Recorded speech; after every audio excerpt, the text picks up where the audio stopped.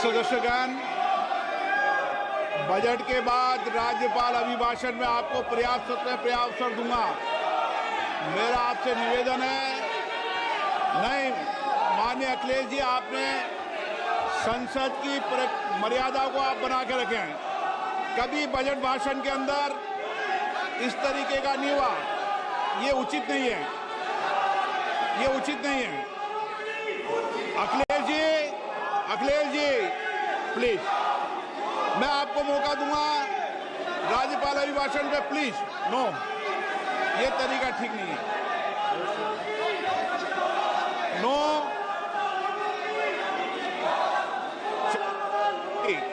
राज्यपाल अभिभाषण पे चर्चा होगी।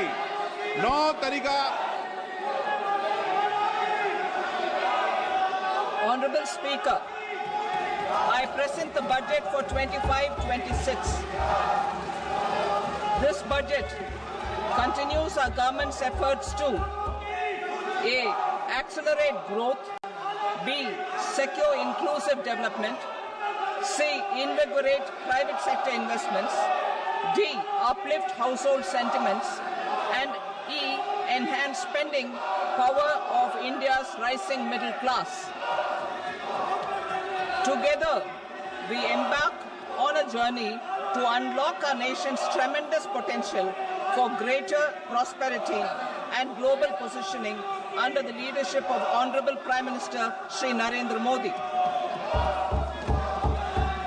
As we complete the first quarter of the 21st century, continuing geopolitical headwinds suggest lower global economic growth over the medium term. However, our aspiration for a Vikasit Bharat inspires us, and the transformative work we have done during our government's first 2 terms guides us to march forward resolutely. Our economy is the fastest growing among all major economies. Our development track record for the past 10 years and structural reforms have drawn global attention. Confidence in India's capability and potential has only grown in this period. We see the next 5 years as a unique opportunity to realize Sabka Vikas, stimulating balanced growth of all regions. The great Telugu poet and playwright Gurujada Apparao had said, "Deshamante matti kadoy, deshamante manushuloy," meaning a country is not just its soil, a country is its people. In line with this, for us, Vikasit Bharat encompasses zero poverty, 100% quality good school education, access to high quality, affordable and comprehensive health care, 100% skilled labor with meaningful employment, 70% women in economic activities, and farmers making our country the food basket of the world. In this budget, the proposed development measures span 10 broad areas, focusing on Garib, youth, Annadata, and Nari, spurring agricultural growth and productivity, building rural prosperity and resilience, taking everyone together on an inclusive growth path, boosting manufacturing and furthering Make in India, supporting MSMEs, enabling employment-led development, investing in people, economy and innovation, securing energy supplies, promoting exports and nurturing innovation. For this journey of development, our 4 powerful engines are agriculture, MSME, investments and exports. The fuel, our reforms, our guiding spirit, inclusivity, and the destination, Vikasit Bharat. This budget aims to initiate transformative reforms across 6 domains. During the first 5 years, these will augment our growth potential and global competitiveness. The domains are taxation, power sector, urban development, mining, financial sector, and regulatory reforms. Agriculture as the first engine. Now I move to specific proposals, beginning with agriculture as the first engine.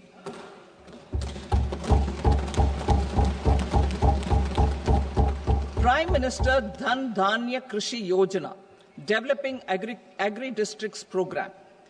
Motivated by the success of the Aspirational District Program, our government will undertake a Prime Minister Dhan Dhanya Krishi Yojana in partnership with states. Through the convergence of existing schemes and specialized measures, the program will cover 100 districts with low productivity, moderate crop intensity, and below average credit parameters. It aims to 1. Enhance agricultural productivity, 2. Adopt crop diversification and sustainable agricultural practices, 3. Augment post-harvest storage at the panchayat and block level, 4. Improve irrigation facilities, and 5. Facilitate availability of long-term and short-term credit. This program is likely to help 1.7 crore farmers. Building rural prosperity and resilience. A comprehensive multi-sectoral rural prosperity and resilience program will be launched in partnership with the states. This will address underemployment in agriculture through skilling, investment, technology, and invigorating the rural economy. The goal is to generate ample opportunities in rural areas so that migration is an option but not a necessity. The program will focus on rural women, young farmers, rural youth, marginal and small farmers, and landless families. The details are in Annexure A. Domestic best practices will be incorporated, and appropriate technical and financial assistance will be sought from multilateral development banks. In Phase 1, 100 developing agri-districts will be covered. Atmanirbharta in pulses. Our government is implementing the National Mission for Edible Oilseed for achieving Atmanirbharta in edible oils. Our farmers have the capability to grow enough for our needs and more. 10 years ago, we made concerted efforts and succeeded in achieving near self-sufficiency in pulses. Farmers responded to the need by increasing the cultivated area by 50%, and government arranged for procurement and remunerative prices. Since then, with rising incomes and better affordability, our consumption of pulses has increased significantly. Our government will now launch a 6-year mission for Atmanirbharta in pulses with a special focus on Tuar, Urad and Masoor. Details are in Annexure B. Central agencies such as NAFED and NCCF will be ready to procure these 3 pulses as much as offered during the next 4 years from farmers who register with these agencies and enter into agreements. Comprehensive program for vegetables and fruits. It is encouraging that our people are increasingly becoming aware of their nutritional needs. It is a sign of a society becoming healthier. With rising income levels, the consumption of vegetables, fruits, and Sri Anna is increasing significantly. A comprehensive program to promote production, efficient supplies, processing, and remunerative prices for farmers will be launched in partnership with the states. Appropriate institutional mechanisms for implementation and participation of farmer producer organizations and cooperatives will be set up. Makhana board in Bihar. For this, there is a special opportunity for the people of Bihar. A Makhana board will be established in the state to improve production, processing, value addition, and marketing of Makhana. The people engaged in these activities will be organized into FPOs. The board will provide hand-holding and training support to Makhana farmers, and will also work to ensure they receive the benefits of all relevant government schemes. A national mission on high-yielding seeds will be launched, aimed at 1. Strengthening research ecosystem, 2. Targeted development and propagation of seeds with high yield, pest resistance, and climate resilience, and 3. Commercial availability of more than 100 seed varieties released since July 2024. India ranks second largest globally in fish production and aquaculture. Seafood exports are valued at 60,000 crore rupees. To unlock the untapped potential of the marine sector, our government will bring in an enabling framework for sustainable harnessing of fisheries from Indian exclusive economic zone and high seas, with a special focus on the Andaman and Nicobar and Lakshadweep Islands. For the benefit of lakhs of cotton growing farmers, I am pleased to announce a mission for cotton productivity. This 5-year mission will facilitate significant improvements in productivity and sustainability of cotton farming and promote extra long staple cotton varieties. The best of science and technology support will be provided to farmers.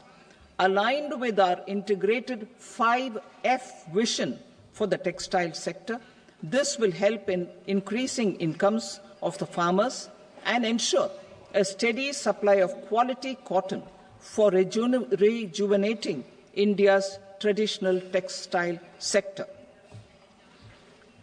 Kisan credit cards facilitate short-term loans for 7.7 crore farmers, fishermen, and dairy farmers. The loan limit under modified interest subvention scheme will be enhanced from 3 lakh rupees to 5 lakh rupees for loans taken through the KCC. For Atmanirbharta in urea production, our government had reopened 3 dormant urea plants in the eastern region.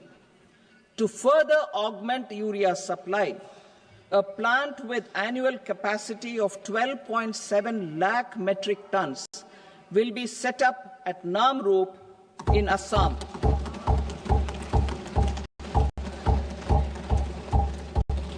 India Post, with 1.5 lakh rural post offices, complemented by the India Post Payment Bank and a vast network of 2.4 lakh Dak Sevaks, will be repositioned to act as a catalyst for the rural economy. Details are at Annexure C. India Post will also be transformed as a large public logistics organization. This will meet the rising needs of Vishwakarmas, new entrepreneurs, women, self-help groups, MSMEs, and the large business organizations. Our government will provide support to NCDC for its lending operations for the cooperative sector. MSMEs as the second engine. Now I move to MSMEs as the second engine, which encompasses manufacturing and services with a focus on MSMEs numbering 5.7 crores. Currently, over 1 crore registered MSMEs, employing 7.5 crore people and generating 36% of our manufacturing, have come together to position India as a global manufacturing hub. With their quality products, these MSMEs are responsible for 45% of our exports. To help them achieve higher efficiencies of scale, technological upgradation, and better access to capital, the investment and turnover limits for classification of all MSMEs will be enhanced to 2.5 and 2 times respectively. This will give them the confidence to grow and generate employment for our youth. The details are given in Annexure D. To improve access to credit, the credit guarantee cover will be enhanced. First, for micro and small enterprises from 5 crore to 10 crore rupees, leading to additional credit of 1.5 lakh crores in the next 5 years. Second, for startups from 10 crore rupees to 20 crore rupees, with the guarantee fee being moderated to 1% for loans in 27 focus sectors which are important for Atmanirbhar Bharat. And for well-run exporter MSMEs, for term loans up to 20 crore rupees. Also for the micro enterprises, we will introduce customized credit cards with a 5 lakh rupee limit for micro enterprises registered on Udyam portal. In the first year, 10 lakh such cards will be issued. Fund of funds for startups. The alternate investment fund, AIFs, for startups have received commitments of more than 91,000 crores rupees.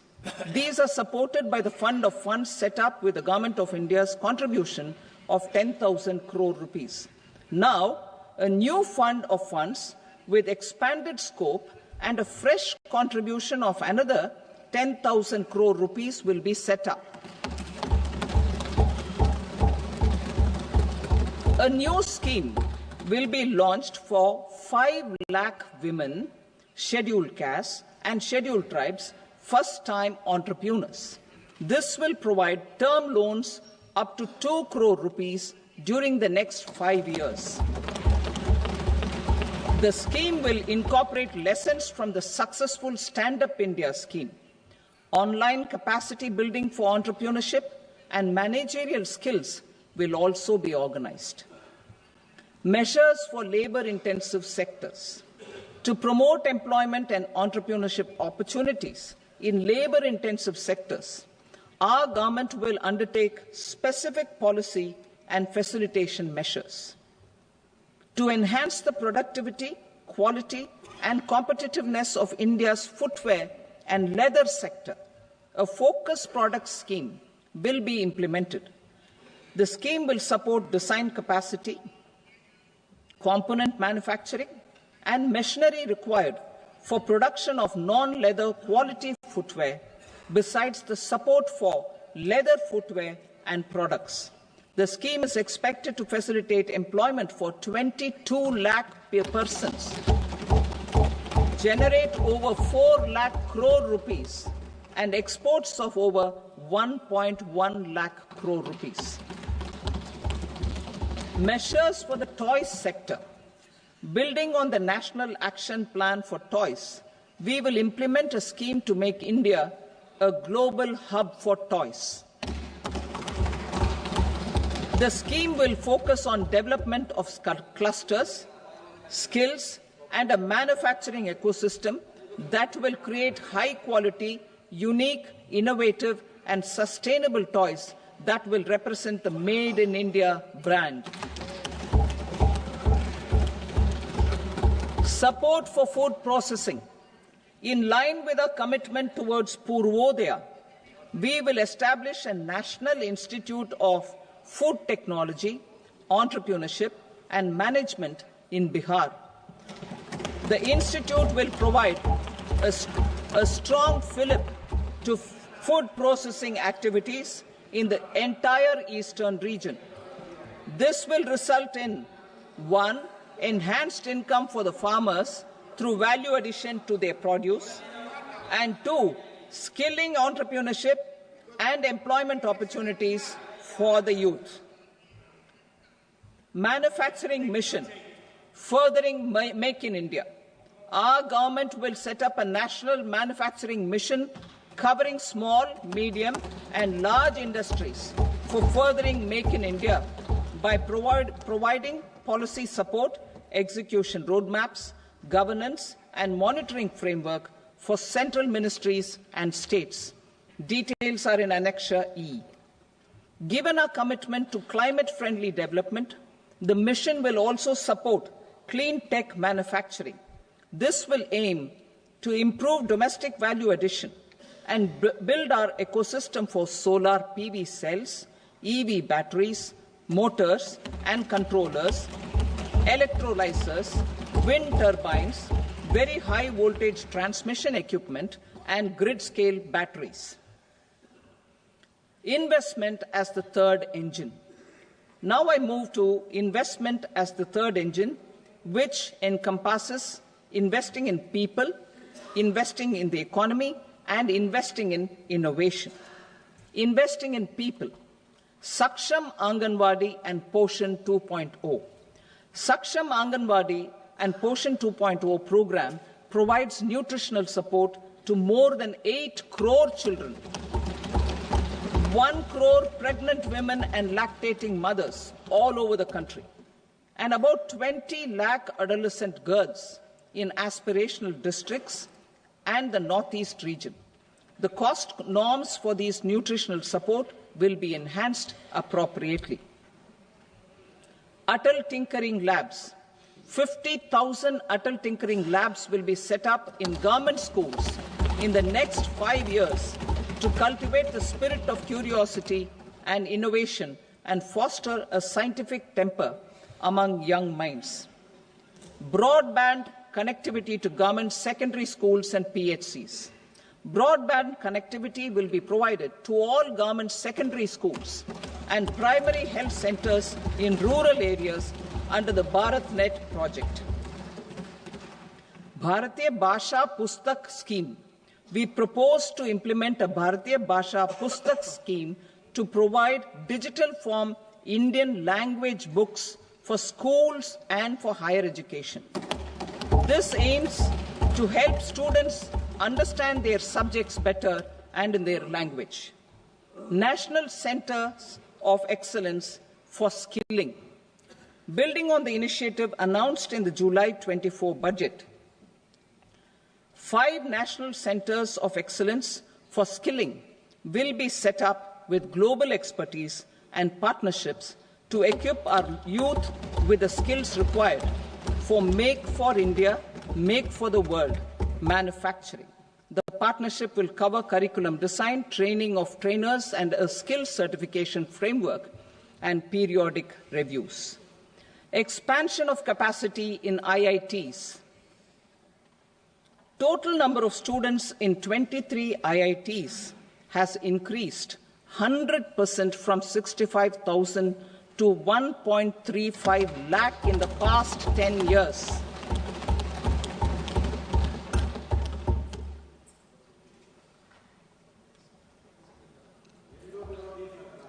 Additional infrastructure will be created in the 5 IITs started after 2014 to facilitate education for 6,500 more students. Hostel and other infrastructure capacity at IIT Patna will also be expanded.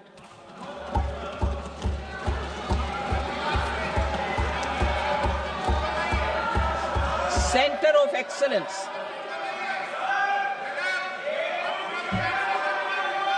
Center of Excellence in AI for Education. I had announced 3 centers of excellence in artificial intelligence for agriculture, health, and sustainable cities in 2023. Now a center of excellence in artificial intelligence for education will be set up with a total outlay of 500 crores. Expansion of medical education. Our government has added almost 1.1 lakh undergraduate and postgraduate medical education seats in 10 years, an increase of 130%. In the next year, 10,000 additional seats will be added in medical colleges and hospitals towards the goal of adding 75,000 seats in the next 5 years.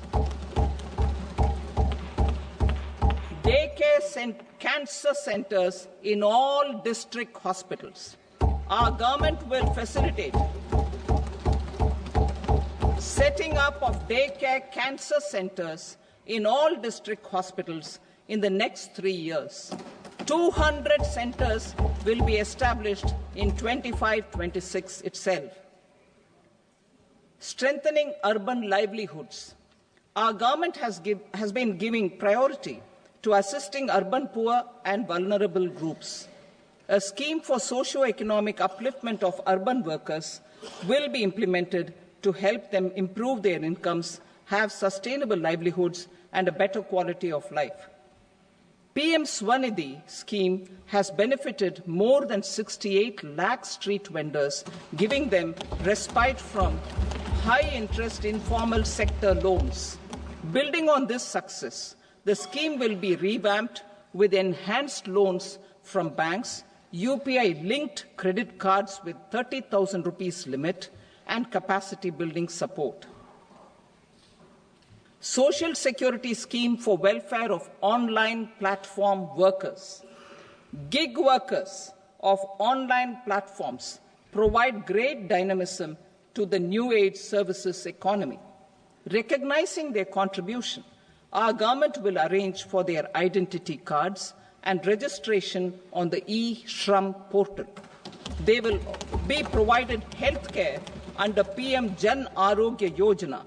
This measure is likely to assist nearly 1 crore gig workers.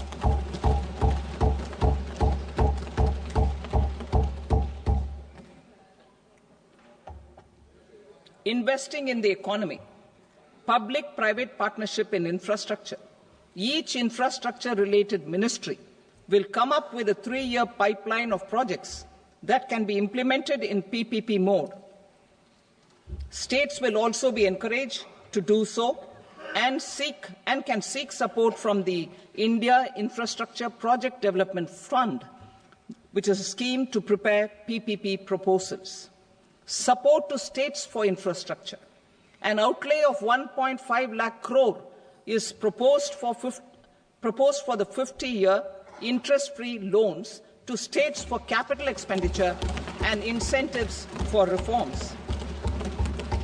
Building on the success of the first asset monetization plan announced in 2021, the second plan for 2025 to 30 will be launched to plough back capital of 10 lakh crore in new projects.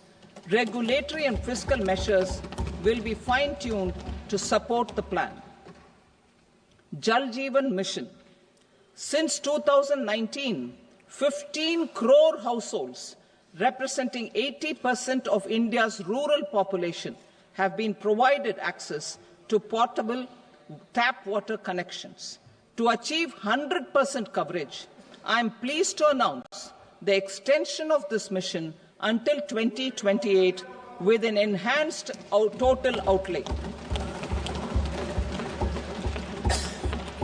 The mission's focus will be on the quality of infrastructure and O&M of rural piped water supply schemes through Jan Bhagidari.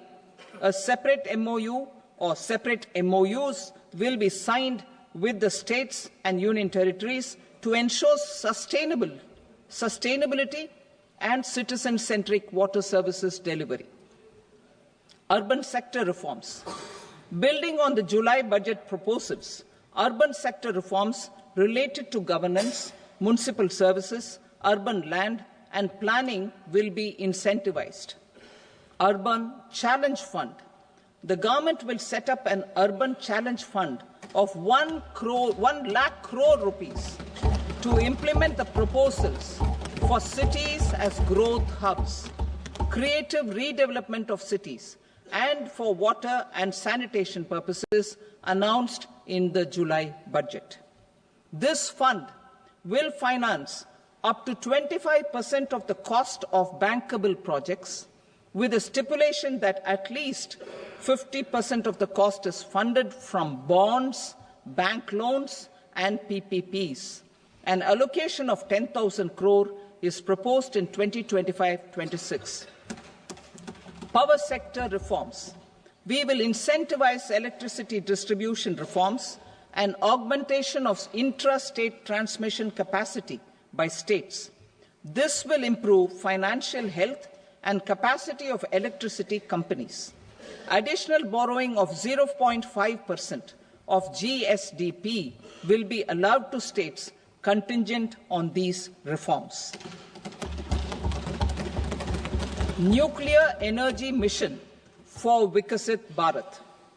Development of at least 100 gigawatt of nuclear energy by 2047 is essential for our energy transition efforts.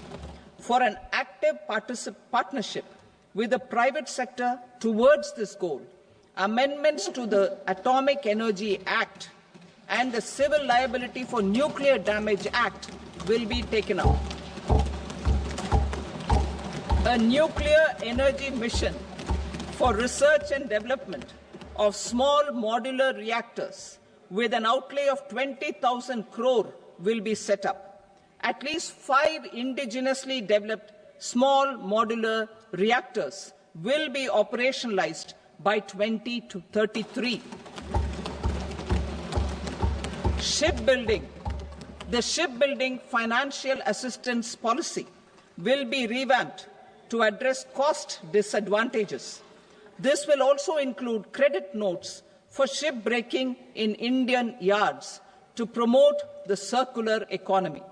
Large ships above a specified size will be included in the infrastructure harmonized master list. Shipbuilding clusters will be facilitated to increase the range, categories and capacity of ships. This will include additional infrastructure, facilities, skilling and technology to develop the entire ecosystem. Maritime Development Fund.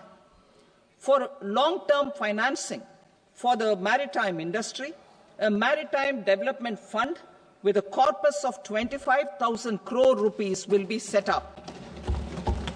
This will be for distributed support and promoting competition. This will have up to 49% contribution by the government, and the balance will be mobilized from ports and from private sector.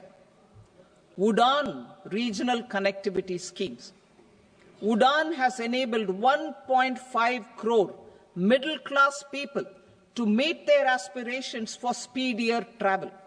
The scheme has connected 88 airports, and operationalized 619 routes. Inspired by that success, a modified UDAN scheme will be launched to enhance regional connectivity to 120 new destinations and carry 4 crore passengers in the next 10 years. 4 crore additional passengers in the next 10 years. The scheme will also support helipads and smaller airports in hilly, aspirational and northeast regional districts. Greenfield airports will be facilitated in Bihar to meet the future needs of the state. These will be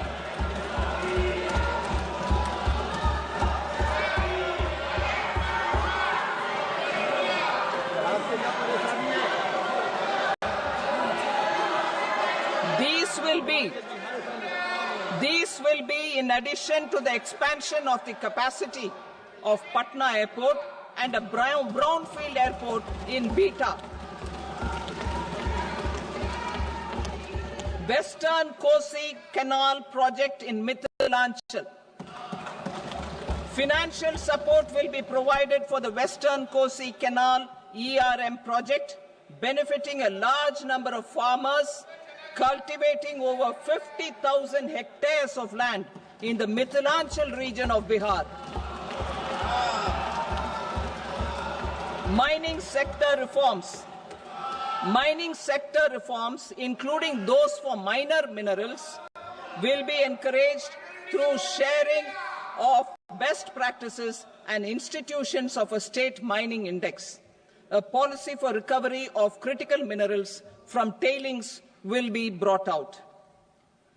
Under the special window for affordable and mid-income housing, SWAMI, 50,000 dwelling units in stressed housing projects have been completed and keys handed over to home buyers. Another 40,000 units will be completed in 2025, further helping middle-class families who are paying EMIs on loans taken for apartments while also paying rent for their current dwellings. Building on this success, Swami Fund 2 will be established as a blended finance facility with contribution from the government, banks and private investors. This fund of 15,000 crore rupees will aim for expeditious completion of another 1 lakh units. PM Gati Shakti data for private sector. For furthering PPPs and assisting the private sector in project planning, access to relevant data and maps from the PM Gati Shakti portal will be provided. Tourism for employment-led growth. Top 50 tourist destination sites in the country will be developed in partnership with states through a challenge mode. Land for building key infrastructure will have to be provided by the states. Hotels in these destinations will be included in the infrastructure harmonized list. The following measures will be taken for facilitating employment-led growth: organizing intensive skill development programs for our youth, including in institutes of hospitality management, providing mudra loans for homestays, improving ease of travel and connectivity to tourist destinations, providing performance-linked incentives to states for effective destination management, including tourist amenities, cleanliness, and marketing efforts, and introducing streamlined e-visa facilities along with visa fee waivers for certain tourist groups. Continuing with the emphasis on places of spiritual and religious significance, in the July budget, there will be a special focus on destinations related to the life and times of Lord Buddha. Medical tourism and heal in India. Medical tourism and heal in India will be promoted in partnership with the private sector, along with capacity building and easier visa norms. Investing in innovation. To implement private sector-driven research, development and innovation initiatives announced in the July budget, I am now allocating 20,000 crore rupees for this purpose. A deep tech fund of funds will also be explored to catalyze the next generation startups as a part of this initiative. In the next 5 years, under the PM Research Fellowship Scheme, we will provide 10,000 fellowships for technological research in IITs and IISc with enhanced financial support. The second gene bank with 10 lakh germplasm lines will be set up for future food and nutritional security. This will provide conservation support to both public and private sectors for genetic resources. We will start a national geospatial mission to develop foundational geospatial infrastructure and data. Using PM Gati Shakti, this mission will facilitate modernization of land records, urban planning, and design of infrastructure projects. A Gyan Bharatam mission for survey, documentation, and conservation of our manuscript heritage with academic institutions, museums, libraries, and private collectors will be undertaken to cover more than 1 crore manuscripts. We will set up a national digital repository of Indian knowledge systems for knowledge sharing. Now I move to exports as the fourth engine. We will set up an export promotion mission with sectoral and ministerial targets driven jointly by the Ministries of Commerce, MSME and Finance. It will facilitate easy access to export credit, cross-border factoring support, support to MSMEs to tackle non-tariff measures in overseas markets. A digital public infrastructure, Bharat Trade Net, for international trade will be set up as a unified platform for trade documentation and financing solutions. This will complement the Unified Logistics Interface platform. The BTN will be aligned with international practices. Support will be provided to develop domestic manufacturing capacities for our economy's integration with global supply chains. Sectors will be identified based on objective criteria. Facilitation groups with participation of senior officers and industry representatives will be formed for select products and supply chains. Through this, there are huge opportunities related to Industry 4.0, which needs high skills and talent. Our youth have both. Our government will support the domestic electronic equipment industry to leverage this opportunity for the benefit of our youth. A national framework will be formulated as guidance to states for promoting global capability centers in emerging Tier 2 cities. This will suggest measures for enhancing availability of talent and infrastructure, building bylaw reforms, and mechanisms for collaboration with industry. Our government will facilitate upgradation of infrastructure and warehousing for air cargo, including high-value perishable horticultural produce. Cargo screening and customs protocol will be streamlined and made user-friendly. Reforms as the fuel. Over the past 10 years, our government has implemented several reforms for convenience of taxpayers, such as faceless assessment, 2, taxpayer charter, 3, faster returns, 4, almost 99% returns being on self-assessment, and 5, Vivad Se Vishwas scheme.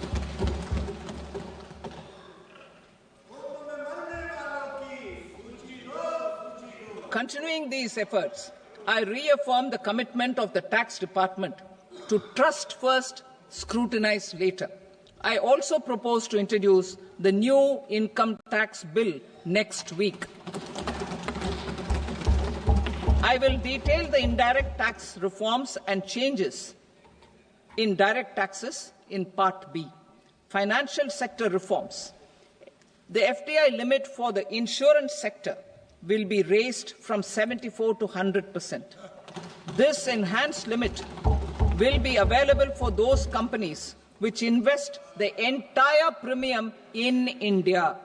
The current guardrails and conditionalities associated with foreign investment will be reviewed and simplified. The services of India Post Payment Bank will be deepened and expanded in rural areas. NABFID will set up a partial credit enhancement facility for corporate bonds for infrastructure. Public sector banks will develop Grameen Credit Score framework to serve the credit needs of SHG members and people in rural areas. A forum for regulatory coordination and development of pension products will be set up. To implement the earlier announcement on simplifying the KYC processes, the revamped Central KYC Registry will be rolled out in 2025. We will also implement a streamlined system for periodic updating. Requirements and procedures for speedy approval of company mergers will be rationalized. The scope for fast-track mergers will also be widened, and the process made simpler. As proposed in the interim budget, we signed bilateral investment treaties with 2 countries in 2024 to encourage sustained foreign investment, and in the spirit of First Develop India, the current model BIT will be revamped and made more investor-friendly. In the last 10 years, in several aspects, including financial and non-financial, our government has demonstrated a steadfast commitment to ease of doing business. We are determined to ensure that our regulations must keep up with technological innovations and global policy developments. A light-touch regulatory framework based on principles and trust will unleash productivity and employment.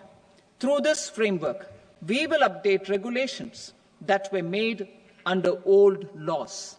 To develop this modern, flexible, people-friendly and trust-based regulatory framework appropriate for the 21st century, I propose 4 specific measures.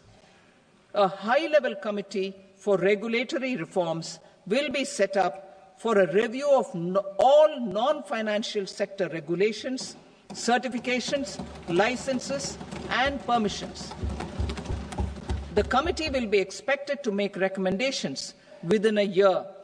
The objective is to strengthen trust-based economic governance and take transformational measures to enhance ease of doing business, especially in matters of inspection and compliances. States will be encouraged to join in this endeavour. An investment friendliness index of states will be launched in 2025 to further the spirit of competitive, cooperative federalism. Under the Financial Stability and Development Council, a mechanism will be set up to evaluate impact of the current financial regulations and subsidiary instructions.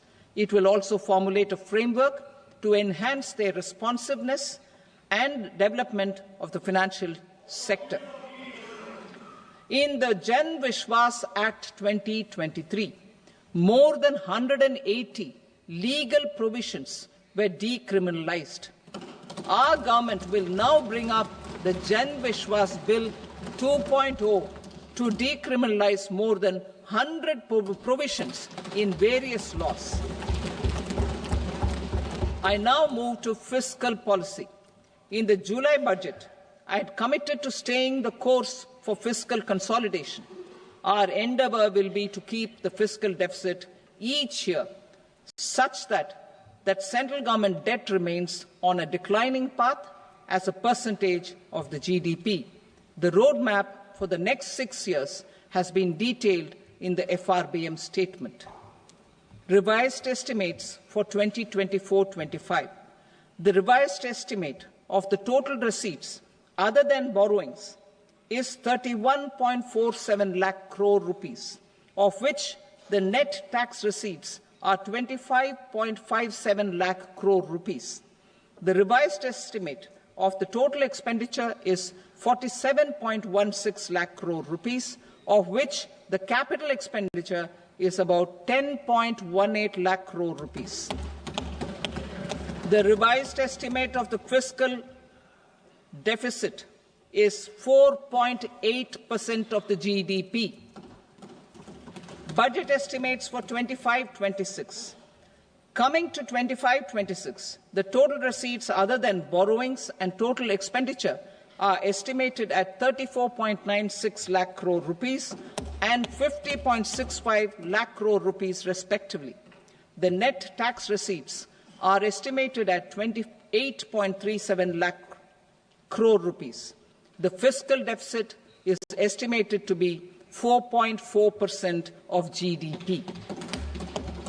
To finance the fiscal deficit, the net market borrowings from dated securities are estimated at 11.54 lakh crore. The balance financing is expected to come from small savings and other sources. The gross market borrowings are estimated at 14.82 lakh crore rupees. I will now move to Part B. Indirect taxes. My proposals relating to customs aim to rationalize tariff structure and address duty inversion. These will also support domestic manufacturing and value addition, promote exports, facilitate trade, and provide relief to common people. Rationalization of customs tariff structure for industrial goods. As a part of comprehensive review of customs rate structure announced in July 2024 budget, I propose to 1. Remove 7 tariff rates. This is over and above the 7 tariff rates removed in 23-24 budget. After this, there will be only 8 remaining tariff rates, including 0 rate. 2.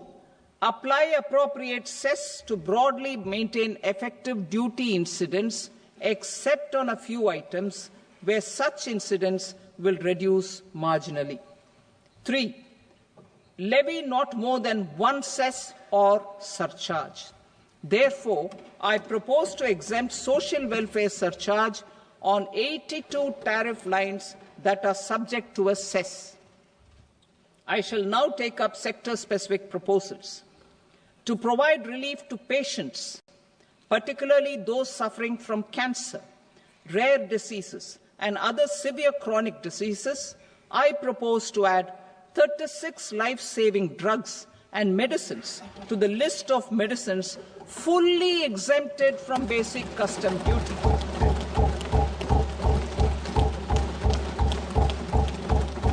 I also propose to add 6 life-saving medicines to the list attracting concessional custom duty of 5%. Full exemption and concessional duty will also respectively apply on the bulk drugs for manufacture of the above. Specified drugs and medicines under patient assistance programs run by the pharmaceutical companies are fully exempt from BCD, provided the medicines are supplied free of cost to the patients.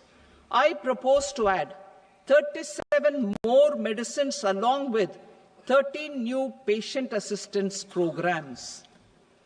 Support to domestic manufacturing and value addition. Critical minerals. In the July 2024 budget, I had fully exempted BCD on 25 critical minerals that are not domestically available.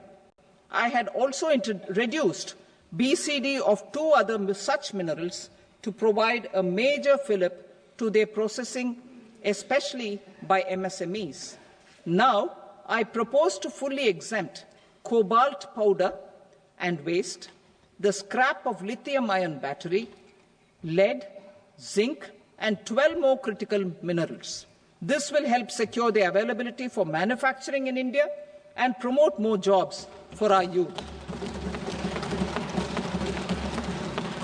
To promote domestic production of technical textile products such as agro-textiles, medical textiles, and geotextiles at competitive prices, I propose to add 2 more types of shuttle-less looms to the list of fully exempted textile machinery. I also propose to revise the BCD rate on knitted fabrics covered by 9 tariff lines from 10 or 20 to 20% or 115 rupees per kg, whichever is higher. Electronic goods. In line with our Make in India policy and to rectify inverted duty structure, I propose to increase the BCD on interactive flat panel display from 10% to 20% and reduce the BCD to 5% on open cell and other components. In 23-24 budget, for the manufacture of open cells of LCD, LED TVs, I had reduced the BCD on parts of open cells from 5% to 2.5%. To further boost the manufacture of such open cells, the BCD on these parts will now stand exempted. Lithium-ion battery. To the list of exempted capital goods, I propose to add 35 additional capital goods for EV battery manufacturing and 28 additional capital goods for mobile phone battery manufacturing. This will boost domestic manufacture of lithium-ion batteries, both for mobile phones and for electric vehicles. Shipping sector. Considering that shipbuilding has a long gestation period, I propose to continue the exemption of BCD on raw materials, components, consumables, or parts for the manufacture of ships for another 10 years.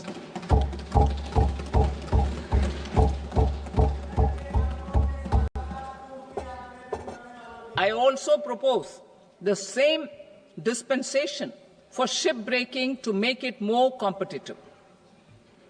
Telecommunication.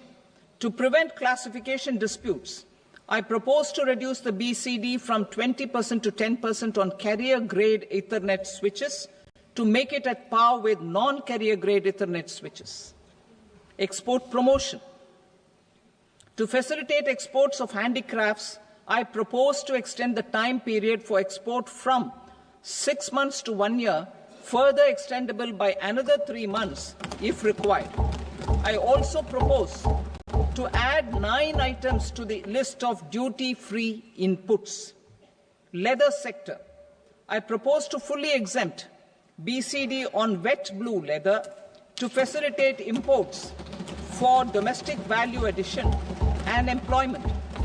I also propose to exempt crust leather from 20% export duty to facilitate exports by small tanners. Marine products. To enhance India's competitiveness in the global seafood market, I propose to reduce BCD from 30% to 5% on frozen fish paste, surimi, for manufacture and export of its analog products. I also propose to reduce BCD from 15% to 5% on fish hydrolysates for manufacture of fish and shrimp feed. In July 2024 budget, to promote development of domestic MROs for aircraft and ships, I had extended the time limit for export of foreign origin goods that were imported for repairs from 6 months to 1 year and further extendable by 1 year. I now propose to extend the same dispensation for railway goods. Time limit for provisional assessment. Presently, the Customs Act 1962 does not provide any time limit to finalize provisional assessments, leading to uncertainty and cost to trade. As a measure of promoting ease of doing business, I propose to fix a time limit of 2 years, extendable by a year, for finalizing the provisional assessment. I propose to introduce a new provision that will enable importers or exporters, after clearance of goods, to voluntarily declare material facts and pay duty with interest but without penalty. This will incentivize voluntary compliance. However, this will not apply in cases where department has already initiated audit or investigation proceedings. For industry to better plan their imports, I propose to extend the time limit for the end use of imported inputs in the relevant rules from 6 months to 1 year. This will provide operational flexibility in view of cost and uncertainty of supply. Further, such importers will now have to file only quarterly statements instead of a monthly statement.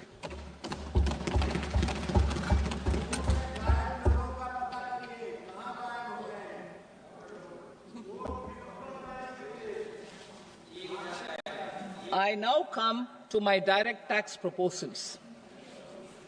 In Part A, I have briefly underlined taxation reforms as one of key reforms to realize our vision of Vikasit Bharat. In respect of criminal law, our government had earlier ushered in Bharatiya Nyaya Sanhita, replacing Bharatiya Danda Sanhita. I am happy to inform this august House and the country that for new income tax bill will carry forward the same spirit of Nyaya in its drafting as well. The new bill will be clear and direct in text, with close to half of the present law in terms of both chapters and words. It will be simple to understand for taxpayers and tax administrators, leading to tax certainty and reduced litigation. Reforms, however, are not a destination. They are means to achieve good governance for our people and economy. Providing good governance primarily involves being responsive. The Tirukural captures this in verse 542, which reads, "Vaanokki vaazhum ulagallam mannavan kol nokki vaazhum kudi."